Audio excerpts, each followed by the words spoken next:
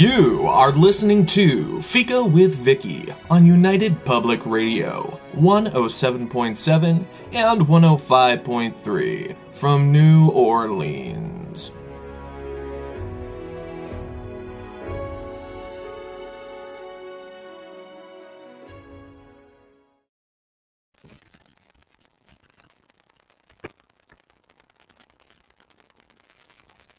Hello, everyone, and welcome to Fika.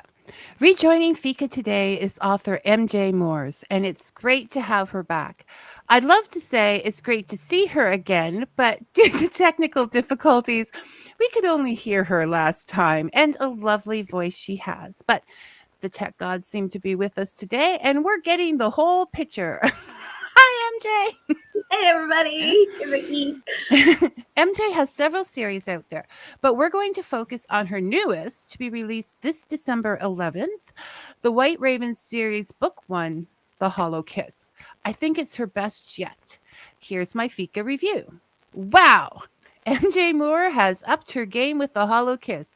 It's a smooth read, straightforward writing without needless distraction allowed me to enjoy the story and the urgent mystery it provided. I immediately joined with the protagonist as she battled a past, a self, and outside forces she couldn't control.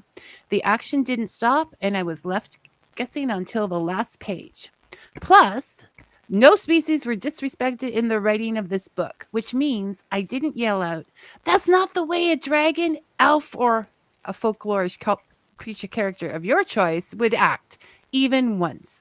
I'm eagerly awaiting Book 2, The Soul Collector's February release. Thank you for The Hollow Kiss, and welcome to Fika. Oh, thanks for having me. And it's so great to see you and just, I would say and to see everybody, but everybody to see me, I guess, That's right. That's the important thing. That they see you so they can recognize you on the back of the book. Yeah. And pick it up because that's that cool MJ girl.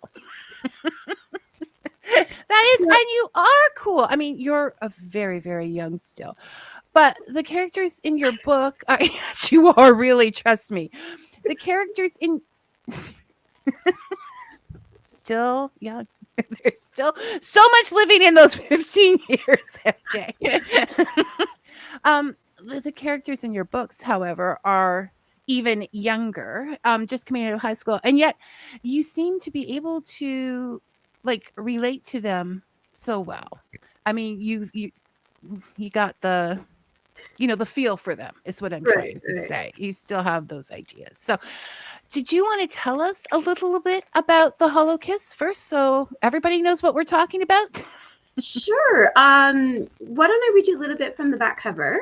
And then Fantastic. You get a really good idea of the voice of the main character, because the writing from the back really does give you a sense of what the entire book is actually going to feel like. So here we go. The Hollow Kiss. Bloody walls and supernatural espionage were not on the final exam. Graduation meant a whole new world away from the labels of outcast and freak, but a supernatural abduction leaves Corvina Dre with a hole in her memory and a deadly kiss. Inexplicably drawn to a dark stranger in a back alley, Dre's soul-sucking lip lock lands her with a DB and the local PD on her trail. Then, a girl she doesn't remember shows up out of nowhere and helps her dispose of the corpse. Dre's dead body bestie initiates her into an underground world with only one rule: expose the Fae and suffer the consequences. But navigating this piranha paradise to hunt down the maniac responsible for her transformation is likely to kill her. Or worse, can Dre reverse the curse before she spends the rest of her life in an orange jumpsuit? Reverse the curse. Reverse the curse. Do you have it there so you can hold it up? Are you actually reading the back of the book? I'm not. It doesn't publish until December 11th. I have That's no right. copies. I have nothing. I keep forgetting. Okay, so no, we can't show you that. And it gets too shiny on my ebook. if I try to hold it up. So Right. that is the book, and a fantastic book it is. It just it goes right into action, and she's so easy to identify with, Dre. I think, anyways. I mean, I think we've all been, well, we haven't actually had soul sucking lip locks with with dark strangers in the alley. I hope, if there's any comment. Maybe in our dreams. No, yes, but she's suddenly thrust into a new world.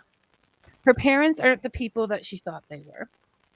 um there's new languages, there's new customs, there's new everything, and she has to figure all that out, as well as who's causing this to happen. So you have to sympathize.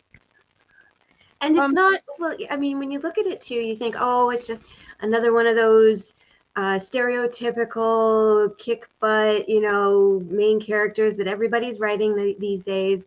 And really, I mean, that's not true. I've always written strong women, but a different she's kind of not strength. impervious, right? Like she breaks down. She's Well, she's significant. She vulnerable. heals. Yes, you know what? But that's a good point. Okay, let's go with that point, MJ. They do that in books. They make these characters that have, and especially in young adult, Mm. and it drives me crazy because I think that's not like the young people I know. Mm. Like they're just so self-involved. So the whole thing is I'm going to be tough whether people let me or not. If you're really tough, you're not going to tell people that. You're just gonna be like, does Arnold Schwarzenegger have to say I'm tough? No. We know he's tough. So it's that vulnerability that makes them tough, and the cleverness. Say, for example, in Shadow Phoenix, she was like a scientist and always concocting these things and doing her things, and she was brave without even telling anybody who she was, right? And so there's that strength, and there's Dre's strength, which is resilience. Yes. That girl has resilience, and that's what real strength is about. She keeps going when other people would just fall over. The determination. I mean, she's lived it up to that point already because of the Lucyism that she has to deal with. Like it's very similar for those listening to albinism and the the effect of being albino, a lack of pigmentation in the skin. Anything when you're a kid that you're different. Immediately, there are going to be people who attack you for that because you are not like them, and it's really sad. And with her just being particularly pale, having to literally, and I say this in the book right near the beginning, to draw her face on. Otherwise, it's just so pale that it's like a wash, right? And it's a very real thing. But so, having to navigate through, and school, high school, trying to find friends, never really knowing if somebody is your friend or if you're being used. All of that stuff, you asked me, how can I draw out this character and still relate so much? All of my writing, these characters, there's a part of me in there. And at one point in my life, I was Dre. I was not, like, clearly I have brown hair, brown eyes, that You had your own stuff. But I went through some stuff, and it was rough. And I remembered that, there were some people that were there for me, but there was a lot of times where I tried to shoulder things too much on my own. So having her in this book and opening up this new world for her, and having that new bestie, that dead body bestie, show up.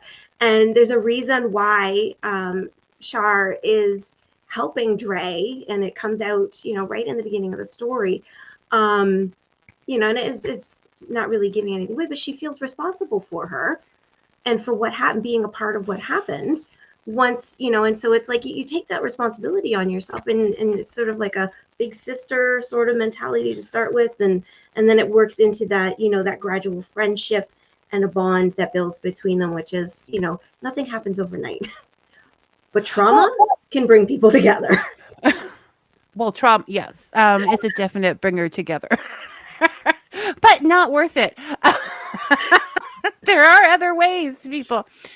this is the thing. Dre, I think one of her biggest strengths is that she has integrity. Mm.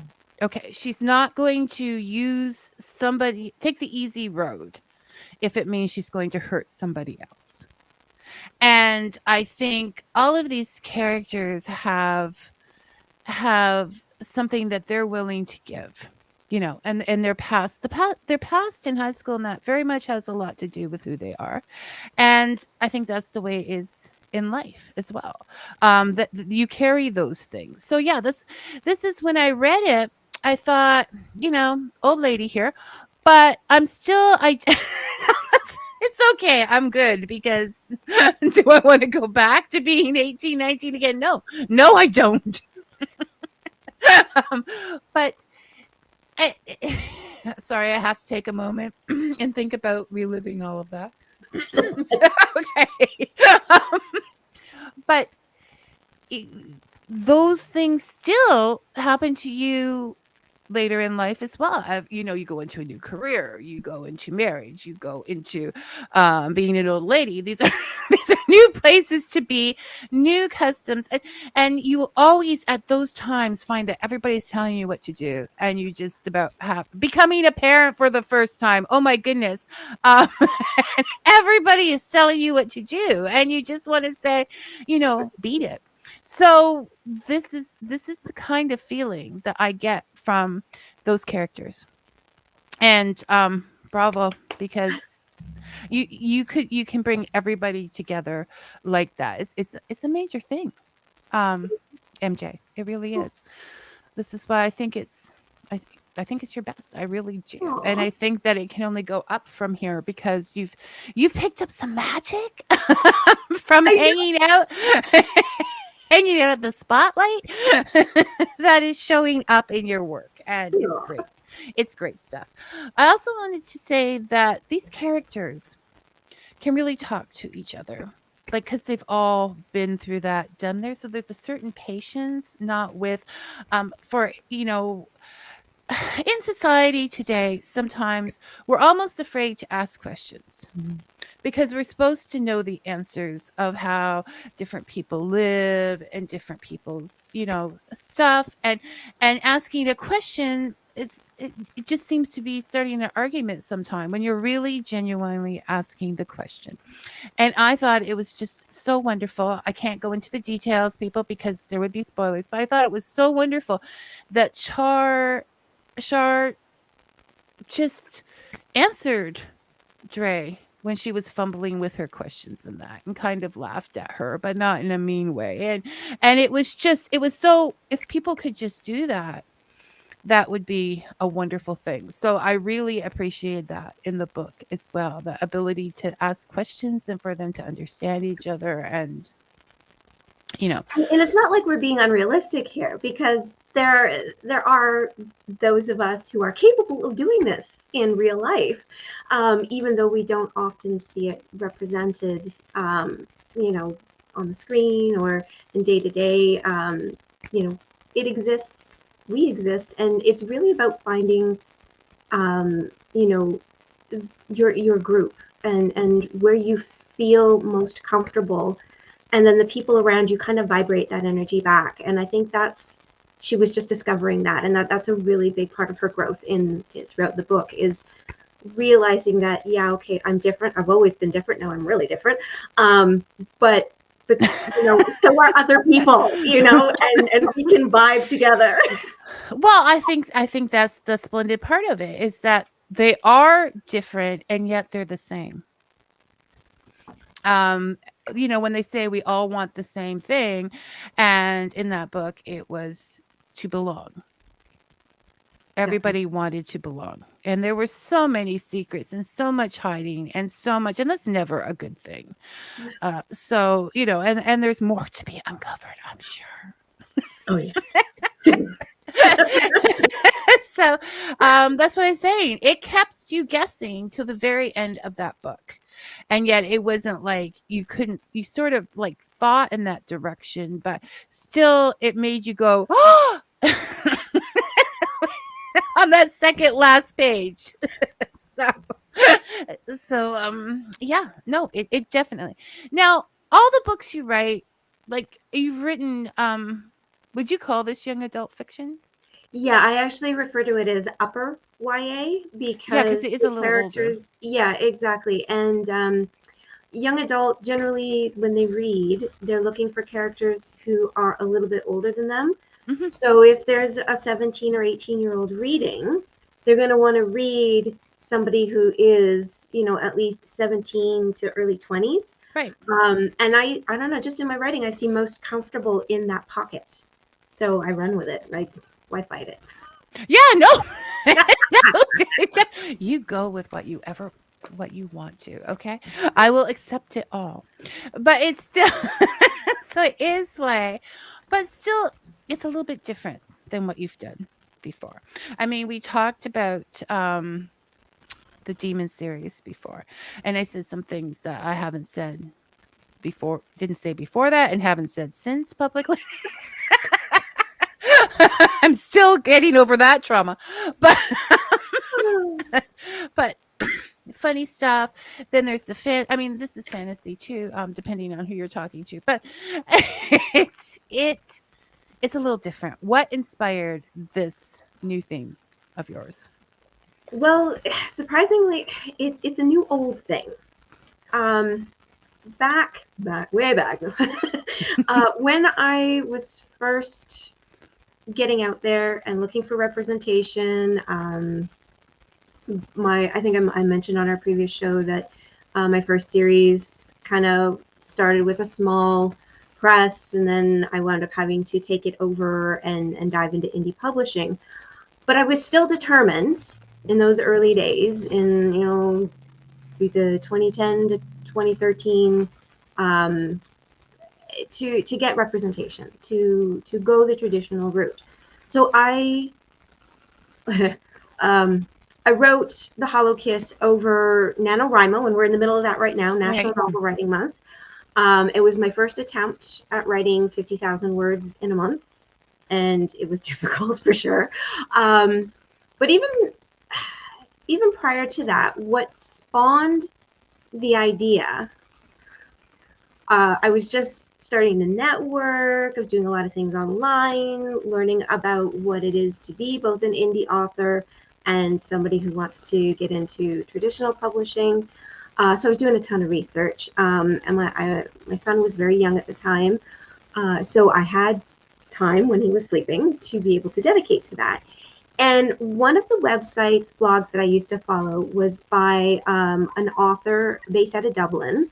Her name's Tara Sparling.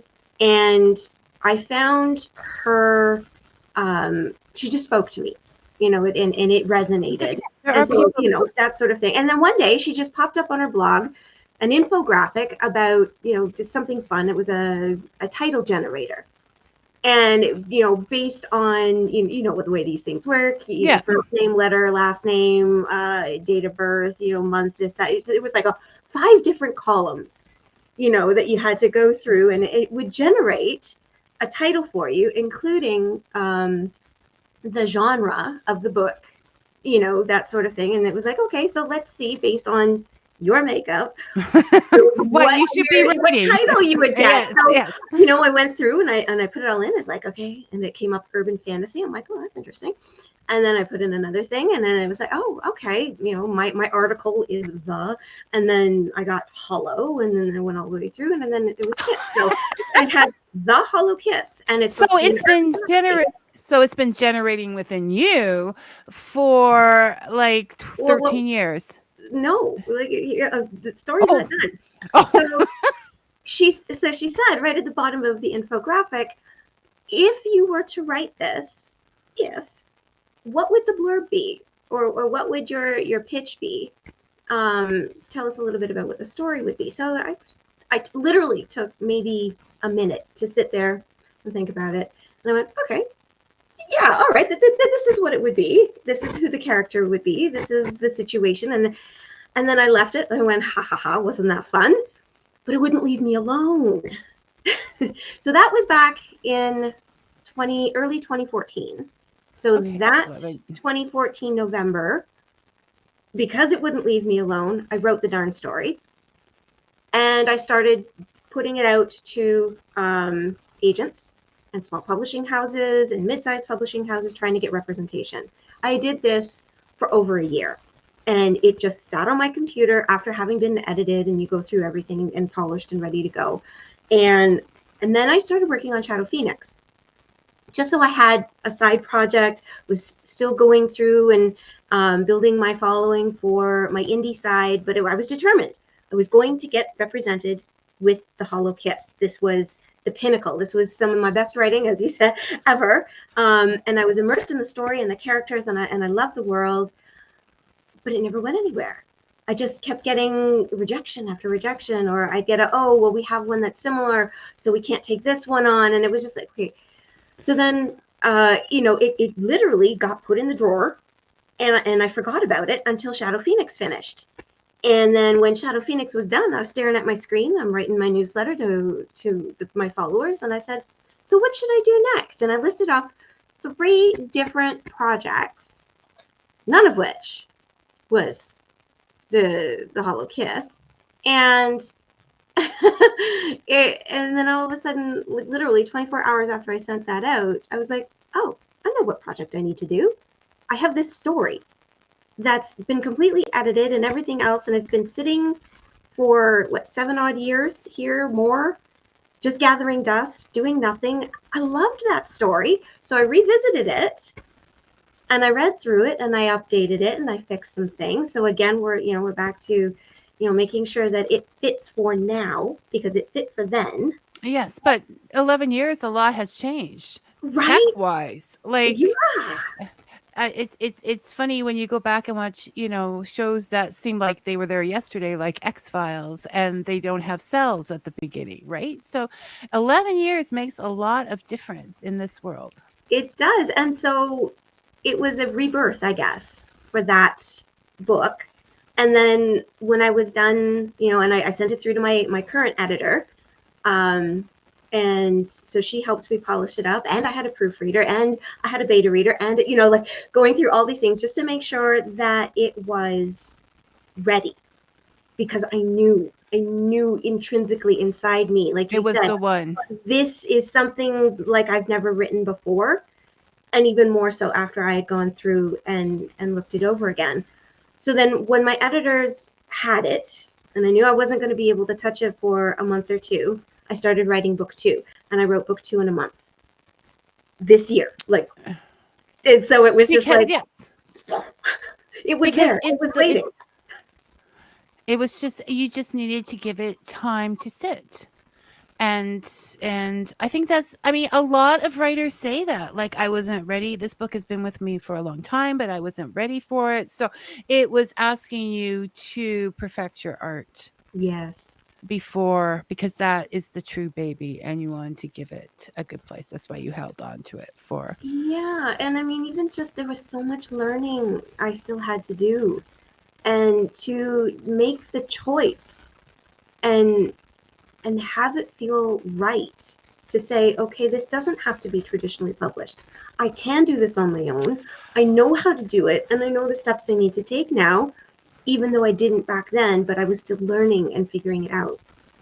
Well, this is the thing. And with anything, I think a lot of acceptance has come out during that time for indie writing. But there is still a bit of that prejudice, which we're trying to do away with here at Fika, that you only independently publish if it's not good enough for a publisher. And this is the thing, as you pointed out, and many people that I've talked to, you can go with a great book to a publisher that says they want horror stories, but it's not exactly the horror story that the type they want. Like, it breaks down from horror to, like, this week we're doing these kind of horror stories, and same person, indie published and small press, like an independent press, which is another way of doing it, and just did amazing, like better than they would have probably with the publishing house, because they were more on top with their promotion. So it has nothing to do with being good or bad. It has to do with being trendy, the voice they're looking for that day, whether they had their coffee that morning. I don't know. Oh yeah, I have spoken with agents, and that is definitely part of the key. Just don't mess with them until they've had their coffee. That's right. And doing like the show and having to choose and make decisions, um that too, it's hard. I'm not putting down the people who have to go out there and choose the books, because it's a difficult job. And so sometimes you just get impatient and say, I need to be heard now. And this is a very great way to do it, to publish independently. Yeah, So, definitely. but yes, it takes a little to get your mind wrapped around that. Yeah, and I mean, like I said, it was not that I wasn't independently publishing. I was playing around Yeah, with but this form was and style, and I was experimenting. But the Hollow Kiss was not an experiment. The Hollow Kiss was my heart and soul. It was the story that I didn't know I needed to write, that Tara inspired me with just the title needed to be generated. And then even and I was if it like, took this is my generations part. to do. She generated for generations until no, but see, I could tell it was completely in a different. Not that the others. I'm not putting down your other work, but I'm just saying that's the wow at the beginning of the review, because and I just sat there and just read right through it. Mr. Brian Greiner. Also, I'm wrapped up with you. I can't think about Brian. Okay. Did you hear that, Brian? She can't think about you right now. There we go. After exposing your readers to fictional Eldritch monsters, do you think they might be ready to tackle the real life horrors of being an indie writer? Oh, Brian. Oh yeah.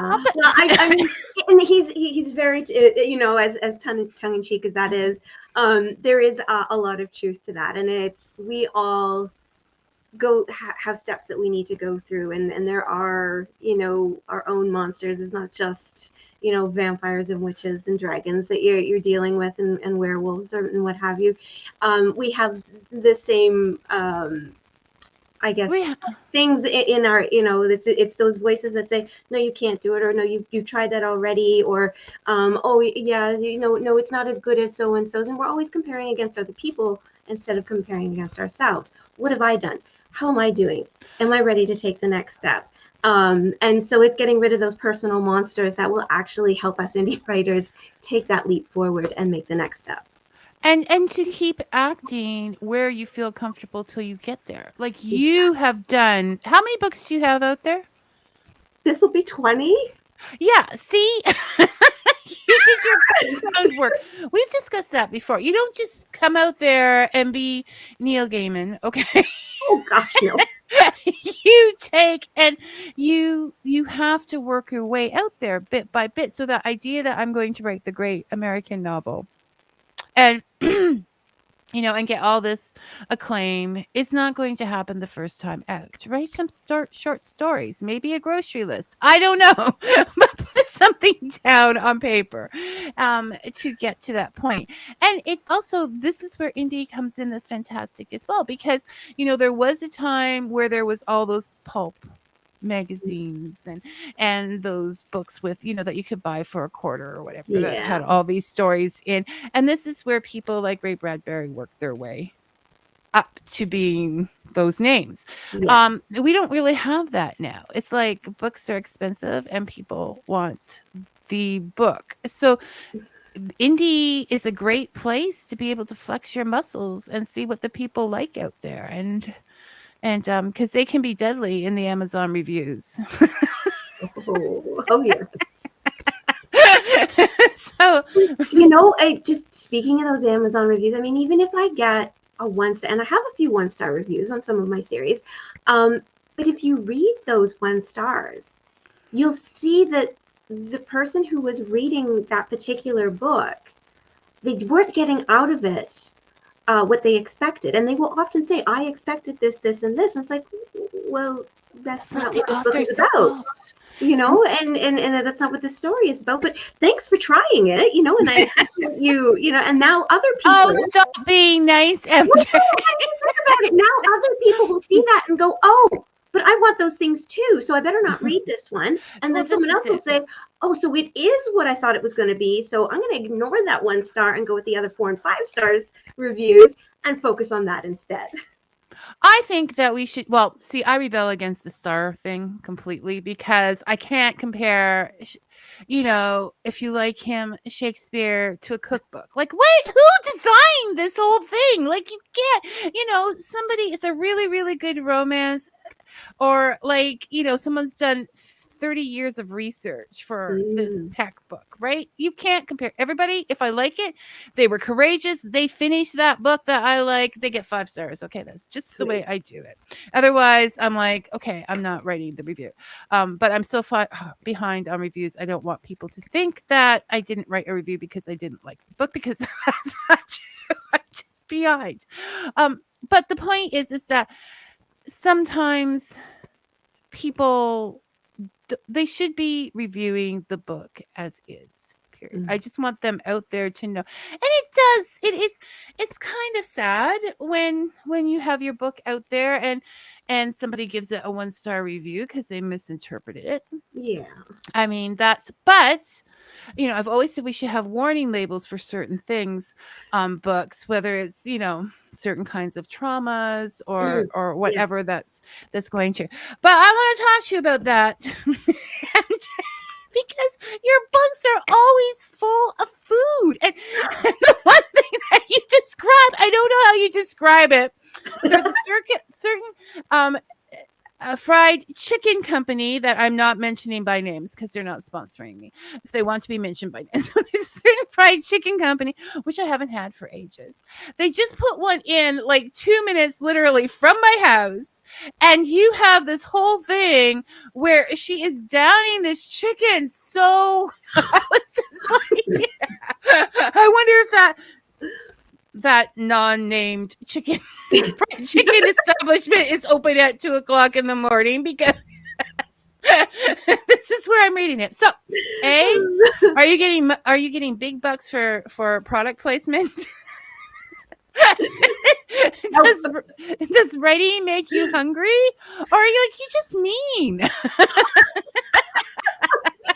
No, I'm being realistic. Think about it. They were out, they were busy, she was famished, and right from the beginning, we know she calls herself a meatitarian from the first hamburger that she gets into.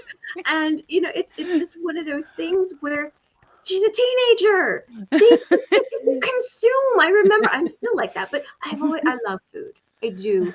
And I'm one of those people where it just, it's an experience. Food is an experience. Some people just eat to be able to fuel themselves, but the savor, the smell, the taste, especially with certain fried chicken, oh, you can smell from the highway. So you know how so this is it. Some people put gratuitous sex scenes in their books. MJ puts gratuitous fried chicken. Yes. In her book. And I don't think this is the first book I've read of yours that's had this particular fried chicken in it, is it? No, because like I said, I put myself in the story, right? So it will probably always be there in some capacity or other, because I love food. Well, obviously, I'm not opposed to it, and it didn't make me want. Like, it was just set out this craving experience where I'm like, yes, you should just offer that passage, and all they have to do is have someone classy like Stephen Fry or something to read that passage. You could up the entire style of the restaurant. Yes. And have Stephen Fry read that passage from the Hollow Kiss. And that would make the whole world would be running there to get their chicken. So I just want to point that out. I mean, I think in Demons it was coffee. I mean, you crave You crave MJ's books, and then you crave everything else. That's just maybe I should just write that for a review. Ooh. Oh, just Claus says that all this talk of food has got Santa baking a pie now. Oh, Okay. I love it. I love it. And I love all Sen- pies. So it doesn't even matter what type. Just in the pie hole. You can, because I'm very close to the border. Oh, right. I forgot to do that. Happy Thanksgiving to all our American friends. And I live like not right next to the border, but close enough Practically. that I can smell those pumpkin pies baking across the Niagara River. Okay. It's yes. There's so many times after like today. So say this week when my husband would suddenly pick up a turkey because he couldn't stand it anymore. Because everybody's showing their turkey pictures on Facebook. Author Jan Richardson says we're hilarious. Well, thank you, Jan. We were Thanks, being very Jan. serious. Yes. We were talking about our pain and not having the chicken. Need the chicken now. we have yeah, we have our things. We need to go out for dinner. Author Brian Grainer says, does this mean we can expect to find references to the Fae fried dragon in future books? No! Brian! Go back! I'm hiding you. Go back. Go back. No! The dragon was very... Okay, I think we should point that out, that they're not the bad guys. No. I mean, they're good humans and bad humans. They're a good fae and bad fae. And this is one of those times where we had that conversation last week. Everybody of this particular spectrum on the spectrum is considered fae. It's the umbrella of the magical spectrum of things. So this is the way it is, Brian. Stop it. No one's frying any dragons. The dragons would be doing that doesn't even make sense. The dragons would be doing the frying. Right? I think he's just trying to poke at us and get us riled up. One after. Oh, Brian do that? Something like that. So, MJ, can we possibly get so this is going to be a series. Okay. And we know that there's 1, 2, and 3. Now, when you begin a series, it doesn't work either way, Brian. When you begin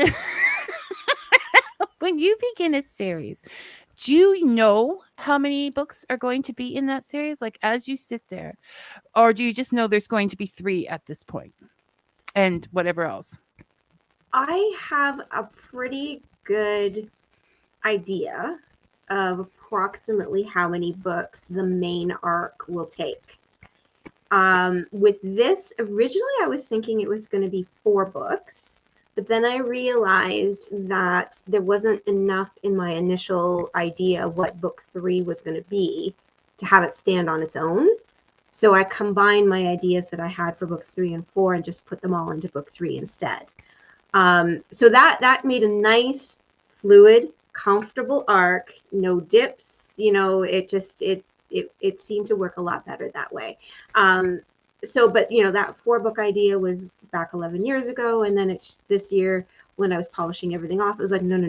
I'm much better at understanding these things now. It's definitely going to be a 3-book arc, a trilogy. However, I will not say that it will definitely end after 3 books, because we have been introduced to an entire world and a variety of characters.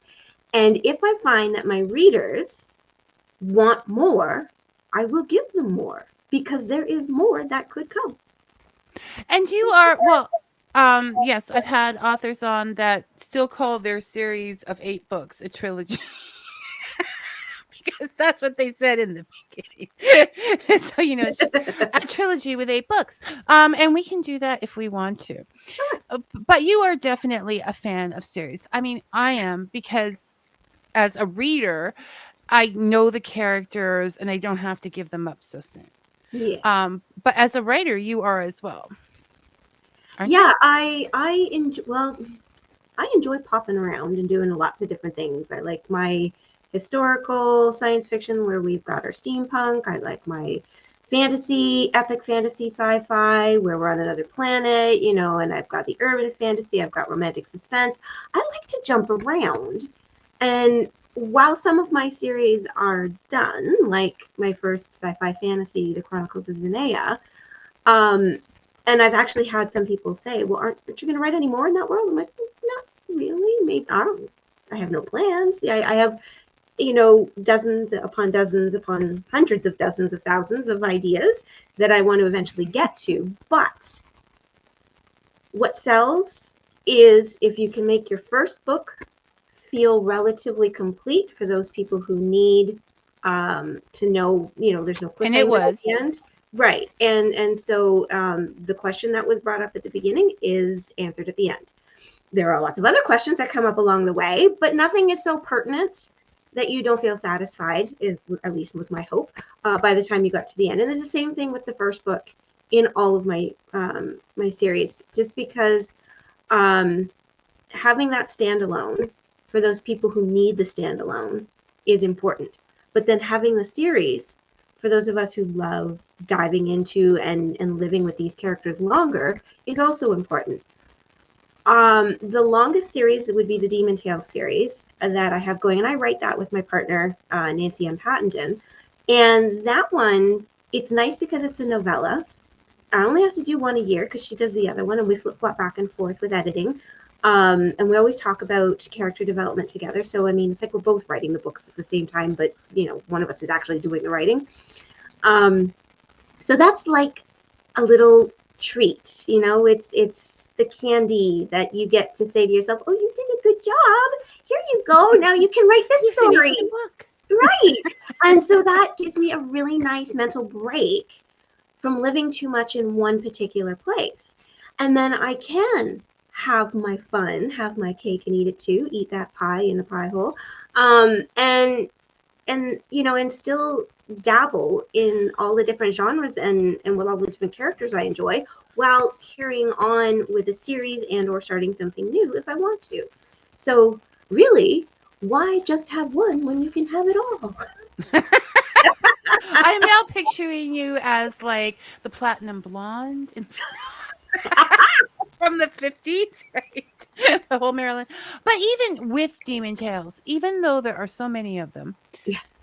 I still felt in the last one that I was just getting to know the characters because they're, you know, you tend to like to write in a group, okay? Like within a group of not you writing, but the people in the Yes. book are a group. And so getting to know each and every one of them and getting to know those characters takes a while, which I think it's a lot to put into just one book when you develop all those characters and you know, there are points to just give them up because now you can go on with the story a little bit more in the second one and the third one.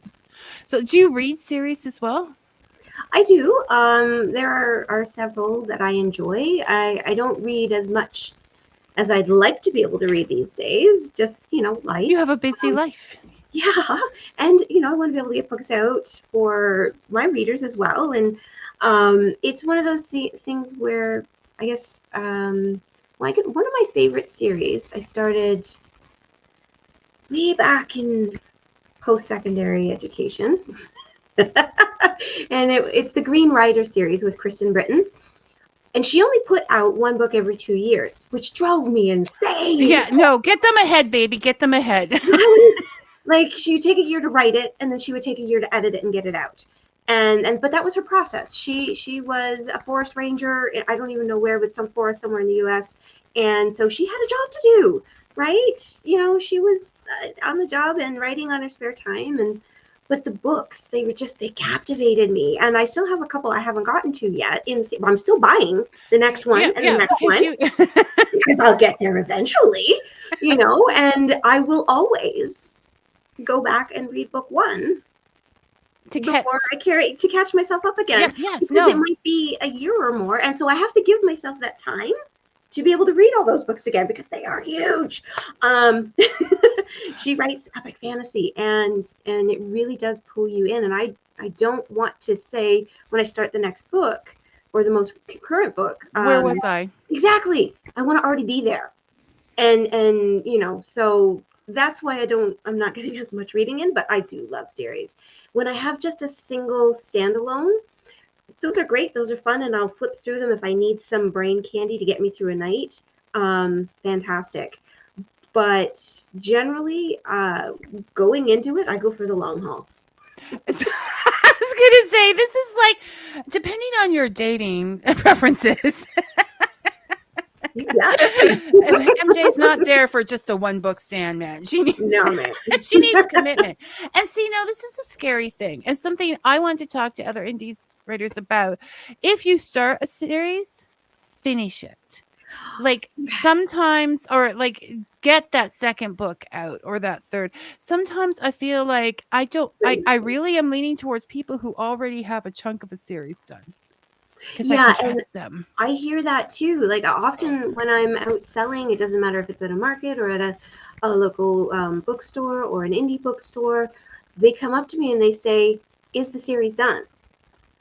I can say that for a couple of them, but some of them, I mean, Demon Tales won't be done until book 28 comes out. And then we've got all these specials for holidays that we're doing on the side, that aren't directly related to the plot. But to be able to say to them, I have a track record of finishing, or I already have X number out and I'm currently working on the next one, gives them that confidence to know that they can fall in love with my stories and they will still have the satisfying ending they're looking for eventually. And they have a chunk to read. Oh, yeah. To fill in till you get to those points, right? Definitely. I mean, I think it's just respectful of your readers to not, because it's horrible. I have books that I've read and will never ever get that second one. I know. I do too. And I've gone searching year after year, and then finally I discover, oh, they're not even writing anymore. And it's like, how does it happen? Yes. I've actually gone in looking at different authors that I like, looking for the second book, and I've read like people. Now this I agree with because I'm just petty, but someone's saying I'm changing my review because I've waited like 5 years for this book, and you never wrote the second one, and it was a cliffhanger. Like this is deadly. So I would advise that. Now you had both your books pretty well ready to go. The first two ready to go. Yes, and that's actually part of, we were talking about indie authors, and one of the strategies is what's called a rapid release. Now, I will never be able to write and publish a book a month the way some people do. I'm just not that prolific. I agonize, and you've got 20 books out, so you're pretty prolific. Over 10 years. So that's, 2 books a year. 2 books a year is, you're just not superhuman. Okay, let's put it that way. Yeah. Okay. Yeah. So, yeah, it was just one of those things where I wanted to try the technique, and I felt like I was ready because book 1 was already done, and I knew where I was going absolutely with book 2, and it really did only take me just over a month to write it. So then while book 1 was, like I said, doing its thing, going through the edits with my editor, and I was writing book 2 and getting it ready, then it's like one swaps off and then the other goes back. And so I'm at the point where all I need to do really with book 2 is finish my final edits and send it off to the proofreader, which is why it's also up for pre-order right now, so that, you can easily get book 1, book 2, bam, bam.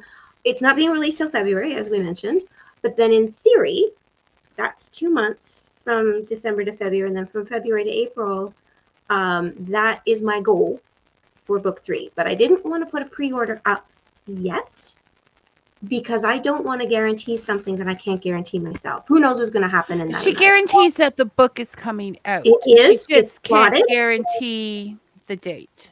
Exactly. And it will definitely be out no later than summer of next year. But the plan is still to do that rapid release. where each one is 2 months apart. So that's my personal goal this time. I've never done that before. And it's a little bit stressful, let me tell you. But I think it's worthwhile. It's a learning curve, and it's understanding sort of, okay, this is a marketing technique, and if it works for me, then maybe it means I, write a book, put it in my back pocket, write the next one, and then start that cycle again, so that I am able to do that process instead of just write, edit, release, write, edit, release. I will never wait 2 years to be able to give you the next one once I've started publishing. Because she's lived it, and it's trauma causing. Yes. But the important thing, like for indie writers, like we said, is to get your name out there, to keep you in their thoughts, so that one day somebody says, "Wait, I know that name. They must be good." Like this is. I love that. They must be good. I remember that name. No, but that's what they're thinking. That's what they're thinking. So you keep fresh in their mind by putting like all the new ones out and reminding people that the new ones are there. And Brian Greiner says, I quite enjoyed the demon stories with their hyped local references. It's interesting to drive around the area and get flashbacks to the books. Oh my God, wouldn't that be great in a movie? Like someone living book flashbacks, right? They're their own flashback. It's a book flash. Yeah, well, isn't it? That was like, I can't remember the name of it now, but there's sort of The Impossible Life of, I can't remember. Oh, Walter Mitty. Walter Mitty, thank you. I read the short story, and I taught the short story when I was teaching, and then to have the movie come out, and it's like, I'm getting book flashback. I'm getting story flashbacks. So it happens, Brian. It does, and I totally feel you there. But yeah, the having somebody from the area read about, not just Ontario in a broad sense or Canada in a broad sense. It's like, oh, that's right around the corner from where I live. It's like, whoa. It makes it like if I hear of a certain coffee company, being drunk in a book, and I think most of the Canadian writers that I know have done it at some point or not. I'm just like, yay! Like there it is. Yeah. It just, I don't know. It makes you, and when it is a local area, like I said, even though this book, it did mention Hamilton, but Kingston, but this book was much more generic so that the people could sort of feel wherever they were that they were a part of it. I think, which is also nice. Well, but I knew it was. Sorry, if I may, Newdale is a completely made up town, but I have located it in between, like I mentioned Rednersville on the outskirts of town, and I mentioned Belleville nearby, and in book 2 we actually go into Belleville and we go into Caring Place, which are which are nearby, so you get a sense of where this make-believe town lives. It's very Margaret Atwood-esque, I guess, in that way, that you can say to yourself, oh, the Muskokas or the Kawarthas or whoever, but at the same time I can still play and make this my own town and do what I want and what I need. Well, that's it. There's no one saying, "Oh, but that isn't on that street." Right? Yeah. It is. You can play more. And Brian says also, if you find an unfinished series that won't be officially ended, write your own ending. I want to write my own book, not my own ending, Brian. Like, I mean, I just, you can do that, but if you paid for those other books, you shouldn't have to. I mean, it should happen. It's part of the experience. Yeah. I mean, but at the same time, that's fan fiction, and lots of people who have not liked the way something has ended, they've rewritten it for themselves and they've shared that, and other people have enjoyed it, which is fantastic. But yeah, every once in a while, those of us who write, and I'm sure you agree, have a responsibility. Well, yeah, and sometimes we just want to read. We like it's like coming home from work at the end of the day. You just want to sit down and relax. You don't want to have to get the brain going again. And okay, no, I got to write the ending to someone else's story. Yeah, no, because they couldn't be bothered. Yeah, whatever happened. They couldn't. Yeah, no. because you know that they had something in mind, right? I do. I want to know what their mind worked out. So a Yeah. lovely suggestion. Thanks for coming, Brian, but we're not going to do that. Uh, we're going to just sit here and whine. But MJ, our whining time is up again Already? so soon. All Yes. right. So you'll have to I don't know, just drop me a note when you're free and you know what, we'll just take the cameras down to the local fried chicken establishment. Yes. Dinner tonight on me. And then we can make everybody else crave it. Okay. Oh, So yeah. if you're into urban paranormal fantasies, and I'm going to say regardless of age, because I quite enjoyed this, and that's the way we should look at books. It's the book itself, the story. It shouldn't be age related. Please check out The Hollow Kiss, out December 11th at any of the places that offer such things, right? Like, Just actually, I'm with exclusively Amazon. oh, are you? Because Yes. So pop by Amazon, and that's where you will find it. Yeah. okay. Are you always exclusively with Amazon? Is that your thing? It's for the past 7 years. Yes. So is that something you have to do because of Kindle or?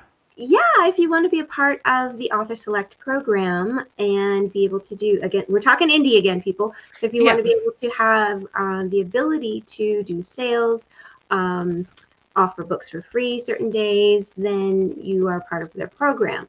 I know a lot of different indie authors who will run their series of books through a cycle in the Select program for Kindle Unlimited readers. And then when they notice that the sales start to peter out and flatline, they'll open it up wide, which is what we refer to it as. We go wide, and then you get into other markets around the world. So that's a cool extra note at the end of the show. So it was great to see you. It was great to see you. And we're wishing you all the best of luck Thank with you. the launch for this latest book, MJ. You take care of yourself, okay? You too. Bye bye. Bye. Well, that was fun. And craving making. I wanted to point out that you may have noticed the new mug that I am sporting this week. This mug was created by the artwork was done by the artwork was done by Amy Keller Remph, and it is called Sky Dance Inukshuk, and she describes her artistic style as modern impressionist, and it just drew me in. So you can look her up on Facebook. Once again, Amy Keller Remph, or I'll be putting up a link in a picture of my fantastic new mug on my own Facebook, which you can see right underneath on the little label there. Next week, author Shane Joseph is returning, and I can't wait to discuss more of his work. So until then, may your coffee be hot and your stories sweet. Thanks for listening, everyone.